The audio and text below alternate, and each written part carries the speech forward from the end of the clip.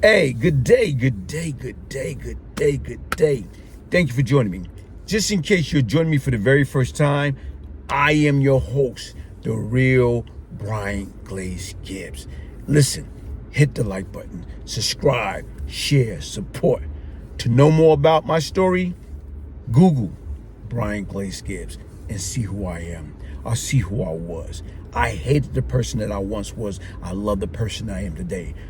Get your signed copy of the Beyond Lucky book, the Bryant Gibbs story, a true story of crack, money, murder, and redemption. If I can change, anybody can change. Hey, folks, listen. What I'm going to talk about is this, man. Everybody like to have heroes, role model, people that they look up to. Most boys look up to their father or their uncle or their big brothers, especially if they have these individuals in their life. Okay, if you don't have a father figure in your life, chances are you don't really have anybody to look up to. So you know who you're going to look up to? What you see. Whether it might be a character on television, whether it might be somebody that you see in your neighborhood, the tough guy, the bully, the gangster, the hustlers. So right now is in the urban environment, most young boys that do not have a father figure around in their life, they look up to majority of the time the wrong people, because guess what? That's all they see. They see the tough guy. They see the hustlers. They see the gangster. They see the killer. They see the sticker kid, the number runner. They see all that. So they pick and choose which one their personality fit what. And that's what they go with. So right now it's like, do you remember the first time as a kid you thinking Santa Claus is real? You know what? But what happened? You couldn't wait. Go to sleep early. Couldn't wait to get up for Christmas, see what Santa Claus brung you. How did you feel when you found out that Santa Claus is a lie? Santa Claus is false. How do you feel? Depressed, upset, miserable. That's the same thing most kids feel right now when they understand there's no Easter bunny, man. So I'm telling y'all this to say this, man. Yo, hustlers, y'all gangsters, your drug dealers, the killers, the rappers, guess what? They're all human beings. So with that being said, guess what? They all have flaws. Sit back and think about it. You look at Lorenzo Fat Cat Nichols. Guess what? He was one of the most powerful, drug dealer at the time on the East Coast, on the East Coast border in Queens. He had it locked down. Once again, made money, tons of money. But what happened? What ended? What ended everything? The death of his parole officer and the death of a rookie police officer, NYPD, Edward Burns. And look what happened. That destroyed the whole organization. And what happened to Cat? Cat got knocked. Cat made a deal. But once again, right now is when he made that deal to save himself, to save his moms, save his girl, save his wife. When he made that deal, guess what? That wasn't the first time that he made a deal. So once again, like I said right now, he been doing this since when? The 70s into the 80s. But once again, everybody look up to him. Everybody want to praise him. Everybody want to think like, you know what? Like this guy's it. How can you be it when we destroy our community? When we kill our own people? You know what? The next person in line is Kenneth Supreme McGriff, the Supreme Team. Him and his nephew, Gerald Prince Miller. And a lot of times right now, everybody want to know, where you going with this? Where you going with this? Where I'm going with this is this, man. Right now, Preem caught a state case. Got out on technicality. Then he turned around and caught the Fed case in 1987. And what happened right now is he fighting that case. In 88, that's when the cop got killed.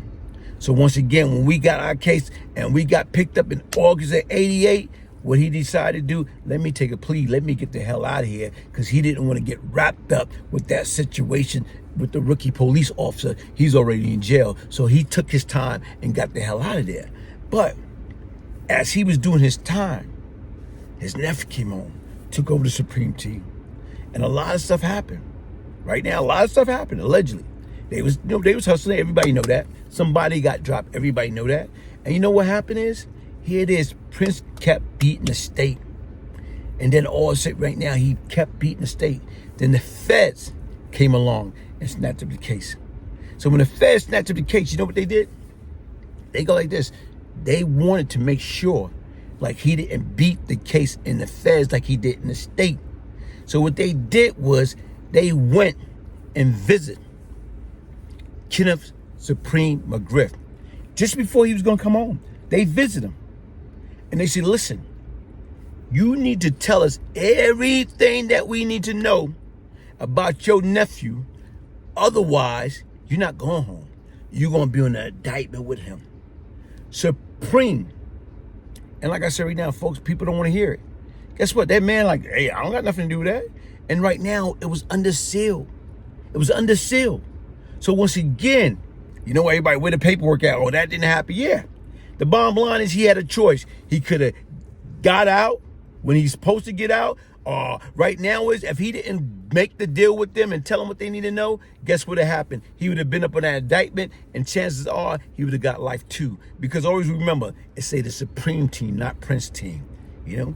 Now, last but not least, everybody all up in ours. You know, right now, oh man, Meech. Nah, man, he didn't do that, man. And right now, he wouldn't have nobody, his assistant, as a confidential informant. He won't co-sign on certain things. Like I say, folks, listen, man, everybody have flaws. Everybody have a breaking point. So yeah, everybody want to keep their honor or their bootleg street cred intact. But reality is reality. Like I said right now is, guess what? That woman is that man's assistant. And even everybody keep going around, oh, here it is. He met that woman through Blue Da Vinci. Okay, all well and good. But once again, when she set the move up on his behalf, guess what? He could have said yay, or he could have said nay. But when she came along and told him, listen, I can help you get out. She already know the game. She already, know how the system works and know what she need to do to help him get out. But she want a piece of that pie. And she got a piece of the pie. With the BMF series, she got it. They in season 2. And she's a producer, so she got a piece of that pie. Meaning that he know what she was trying to do was working. So automatically right now was don't get like upset. Like right now, I can't believe that. Where's the paperwork? It's a lot of cases out there where people have cooperated, snitch, and the government kept it sealed. They swept it up under the rug. It's no paperwork. But like I told you right now, believe what y'all want to believe. Y'all can believe what y'all want to believe. But reality is reality. And like I said right now, folks, if you look at it, Fat Cat, right now, he destroyed the culture by destroying our community. And he did that in the 70s and 80s. Then right now, you got Supreme. He did the same thing in the 80s through the 90s. And then you got Big Meech. He did the same thing from the 90s to the 2000s. But guess what? They all have flaws. They all made deals. Hey, hit the like button, subscribe, share, support. One love.